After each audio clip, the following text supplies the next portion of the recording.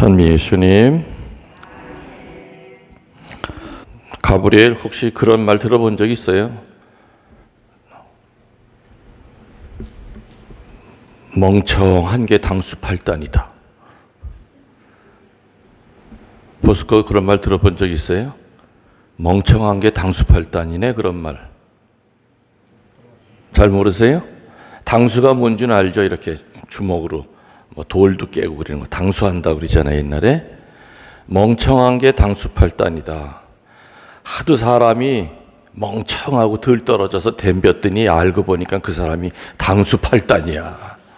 아주 그냥 박살나게 얻어맞았다는 얘기죠. 그러니까 너보다 좀 못나 보여도 함부로 까불지 마라, 그 뜻이에요.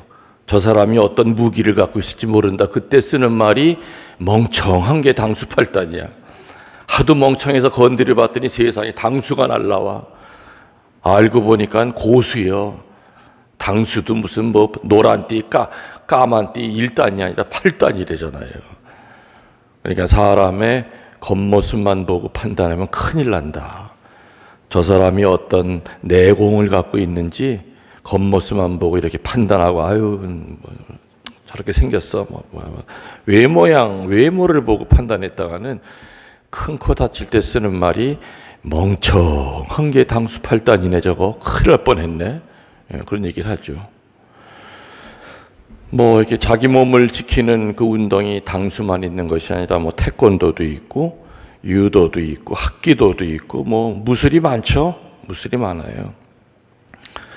근데 이 무술 고단자들은 만일에 주먹을 가지고 이렇게 사람을 다치게 하면은 그냥 평범한 사람보다 벌을 훨씬 더 크게 받아요. 유단자들은. 저는 이제 유도가 5단이에요. 그러니까 굉장히, 그래서 본당 신부하면서 딱 2번 내 파출소로 끌려가 본 적이 있는데, 하도 행패를 부려서 뭐 나를 때리니까 말리는, 술 먹고 와서 막 주정하고 돈 달라고 뜯어 말리다 보니까 내가 맞았어. 나도 그때는 뚜껑이 확 열렸죠. 그래서 잡아서 내 던졌어. 근데 저기 나가 떨어집니다. 그래서 제가 뭐 쇠고랑 찼지 어떻게 해요. 파출소 끌려가서 조서 쓰고, 그리고 뭐 신부님 운동하셨냐고. 근데 거짓말을 어떻게 해요. 유도했다고. 아무튼 그 다음부터는 그래, 차라리 그냥 맞자. 때리면 맞자. 그러니까 이제 만일에 누가 나를, 저 신부니까 설마 신부가 아무리 때려도 신부가 덤비겠어? 그렇게 계속 때리다가는 이제 멍청한 게 당수팔단인 줄 알고 나한테 까불다가는 큰일 나죠. 집어내 던지죠. 어린 시절부터 우리 아버님은 아무튼 적어도 자기 몸은 보호해야 된다, 그런 뜻으로 자식들에게 이렇게 호신술을 열심히 가르치셨어요. 그래서 우리 집은 다 합치면 한 30몇 단 돼요. 뭐 여동생도 전부 다 그렇고 다 가지고 있으니까. 우리 아버님이 자식들에게 가르친 것은 자기 몸을 보호하기 위한 거죠. 근데 당수팔단보다 더 센 게 있어.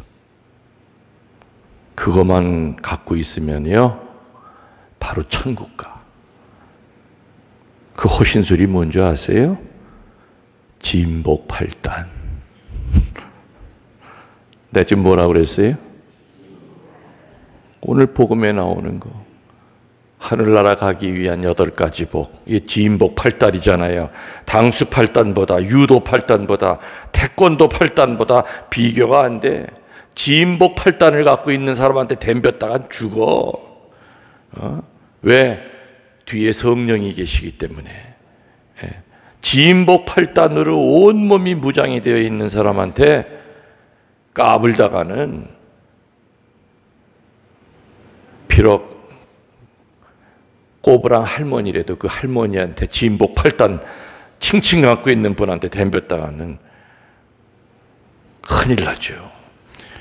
그래서 우리 신자들한테 필요한 것은 태권도도 아니고 유도도 아니고 당수도 아니고 뭐예요?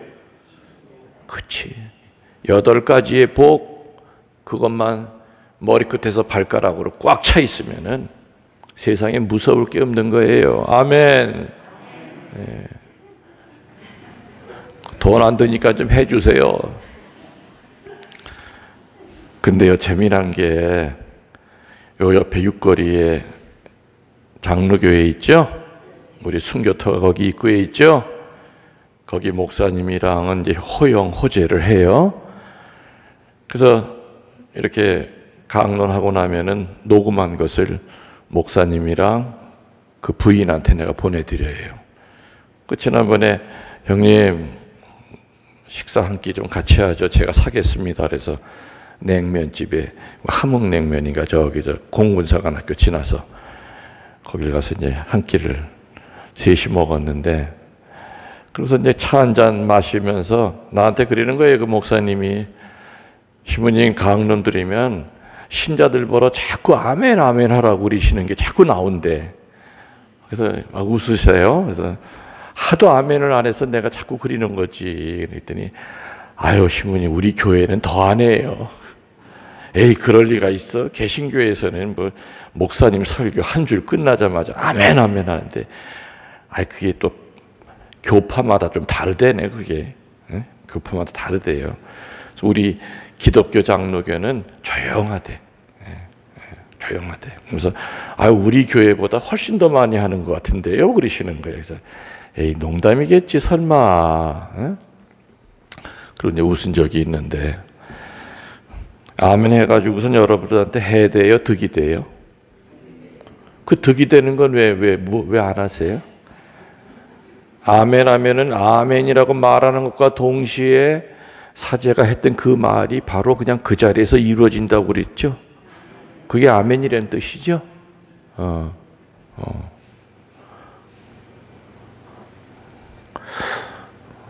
아무튼 아멘. 교우들이 안 하니까 내가 요즘 잠꼬대로 혼자서 아멘 아멘. 아무튼 모든 이 세상의 호신술보다 더 세고 무섭고 천국 그 하느님의 호신술만 갖고 있으면은 천국 가는 게 진복 8단이에요. 1단도 아니고 3단도 아니고 6단도 아니고 8단이니까 이건 고수예요. 고수. 여러분들이 지금 진복 몇 단까지 갖고 이 자리에까지 오셨는지 모르겠지만은 저도 아직 진복 8단 안 됐어요. 비록 유단은 5단이라 하더라도 사제지만은 그 8개의 그 하느님 주시는 그 무기, 그거 완벽하게 내게 되기 위해서도 열심히 수련하고 훈련하고 살지 않습니까? 아멘. 그래서 여러분들 오늘 머릿속에 그래,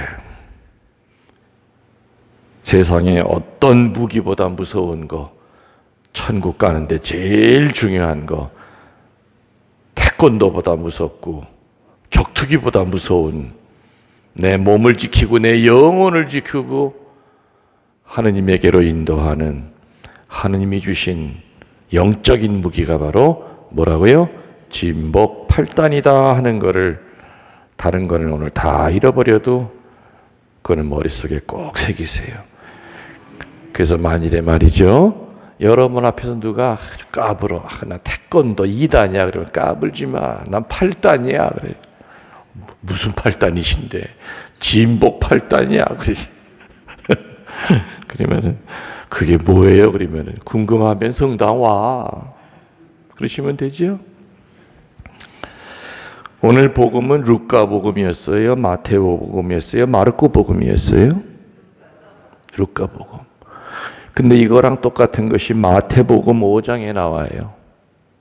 마태복음 5장에도 진복 8단이 나오고 루카 복음에서는 6장에가 나와요. 근데 오늘 이 루카 복음에서 읽은 이 참된 행복, 진복 8단, 이거는 언제 나온 설교냐면요, 12 사도를 임명하고 난 직후에 예수님이 하신 설교이기 때문에 오늘 이거를 다른 말로 뭐라고 그러냐면 12 사도 임명 설교라고도 얘기하고 또 다른 말로 하느님 나라의 대헌장이라고 얘기도 해요. 하느님 나라의 대헌장. 그 얼마나 중요한 겁니까 이게. 12 사도를 임명하고 난 다음에 하신 첫 번째 설교가 바로 행복하여라. 행복을 찾는 방법, 천국을 찾는 방법을 8가지를 가르쳐 주신 거예요. 정말 예수님이 3년 동안 하신 그 수많은 하느님 나라에 대한 가르침이 이 진복 8단 안에다 이렇게 함축이 되어 있죠. 그래서 원래 이 진복 8단은 한 줄 한 줄 하는데 적어도 한 줄 가지고 며칠 동안을 묵상할 수가 있어요. 그런데 우리 짧은 시간 안에 그 하나하나 건드리기는 어렵죠. 그래서 전체적인 맥락만을 우리들이 좀 알아야 되겠다. 전체적인 게 어떤 것이냐. 하나하나 묵상하려면은 한 주일 이상이 걸릴 거예요. 아무튼 예수님이 12 사도들을 임명하고 나신 다음에 지금 이 이야기를 하셨을 때 그 자리에 12명만 앉아 있었던 건 아니죠. 다른 유대인들도 이 설교를 같이 들었어요. 그때 당시에 이 이야기를 들었던 사람들, 참된 행복이라고 하는 이 이야기를, 이 설교를 들었던 유대인들에게는 대단히 충격적인 말씀이었습니다. 어떤 말이었다고요? 충격적인 말이었어요. 왜 그럴까요? 이 말을 들었던 사람한테는 그냥 깜짝 놀라는 말이었어요. 마치 하늘에 떠 있는 조용히 반짝이는 별을 바라보는 듯한 그러한 말씀이 아니라 번쩍이는 그 번개와 같이 그 번개가 나를 치는 것처럼 번개에 맞은 것 같은 그런 말씀이 오늘 예수님의 설교였던 겁니다. 한마디로 뭐였습니까? 이 세상에서 안이하게 살 생각하지 말아라 그겁니다.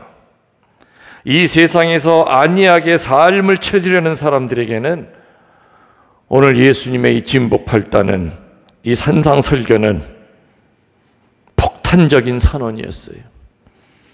그리고 현실을 뒤엎는 혁명적이고 도전적인 얘기였죠. 즉 현실 생활 속에 있는 일반적인 모든 개념과 가치 기준을 뒤엎어 놓는 말씀이었습니다. 왜요? 예수님이 거꾸로 얘기하시니까 이게 충격이었던 거예요. 세상 사람들이 좋다고 하는 것을 예수님께서는 불행하다고 하셨단 말이에요. 지금 우는 자가 나중에 울 것이라고 그랬고, 그죠? 이 세상 사람들은 정말 좋다고 하는 것을 예수님은 거꾸로 하나같이 무슨 청개구리 심보이신지 다 불행하다고 하고 있기 때문이었죠. 한 줄 한 줄 묵상을 하려면 일주일이 더 걸리지만 전체적인 내용을 요약하면 이겁니다. 여러분들이 알아듣기 쉽게 제가 잘 씹어서 전체적인 것을 설명해 드리면 그 내용은 이거예요. 너희가 몸과 마음 모든 힘을 다해서 또 너희가 가진 것을 다 해서 하느님께 충성하고 이웃을 사랑한다면 분명히 너희는 어려움에 빠질 것이다 그 얘기예요. 너희들이 원하는 대로 순탄하게 흘러가지 않을 때도 많을 것이다. 그리고 모든 거 다 바쳐서 하느님 사랑과 이웃 사랑하면은 주변에 있는 다른 사람들이 너한테 손가락질할 거다. 저거 바보 아니야? 아우 저 멍충이 어떻게 세상을 저렇게 살아? 아이고 저 어수룩하기 때문에 저 사람 거 다 빼먹어도 몰라. 저 바보야. 바보처럼 보일 것이다 이겁니다. 그러나 이 세상에서 보상받지 못하고 손해봐본 그것에 대해서 영원한 세상에 가서는 예수님께서 이 세상에서 받지 못한 그 보상 책임지시고 분명히 갚아주실 것이다. 그게 바로 징법팔단의 핵심 내용이에요.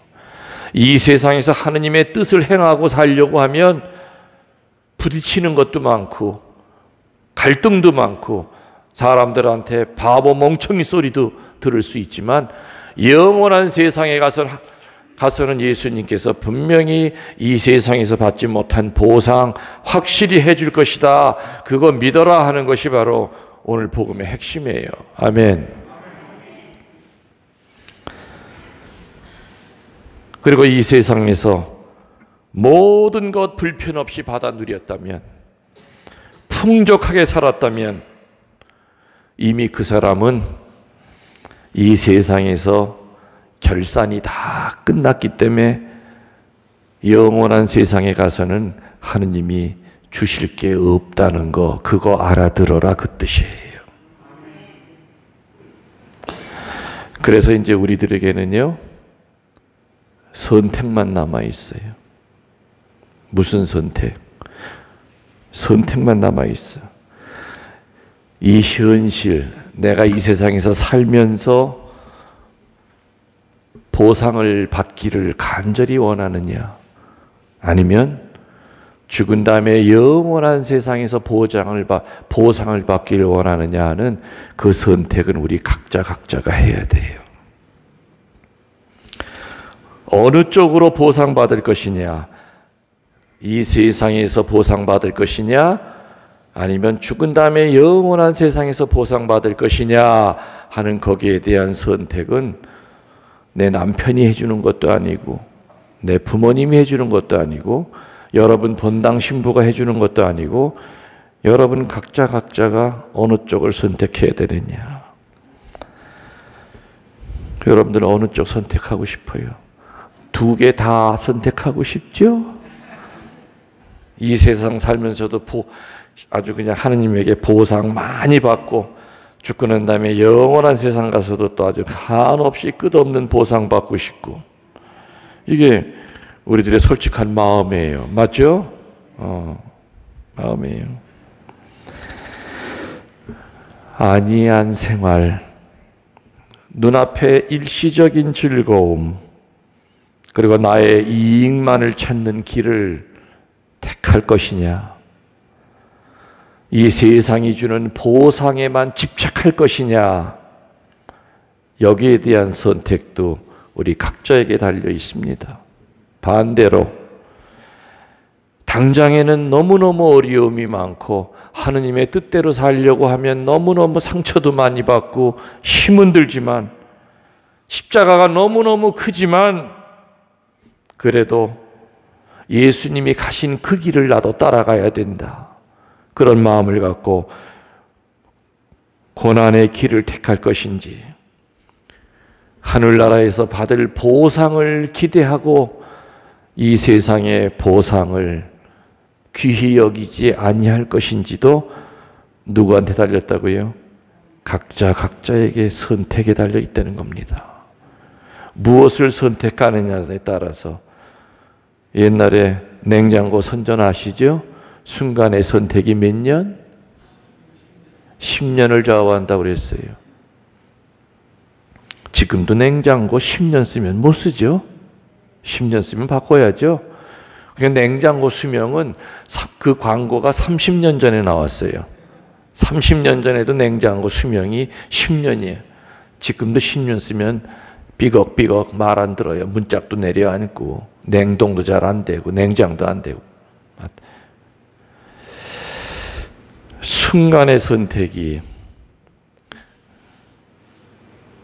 잠시 지나가는 70년, 80년의 받을 보상만을 생각하고 천국에다가 쌓아둘 것이 아무것도 없었다면,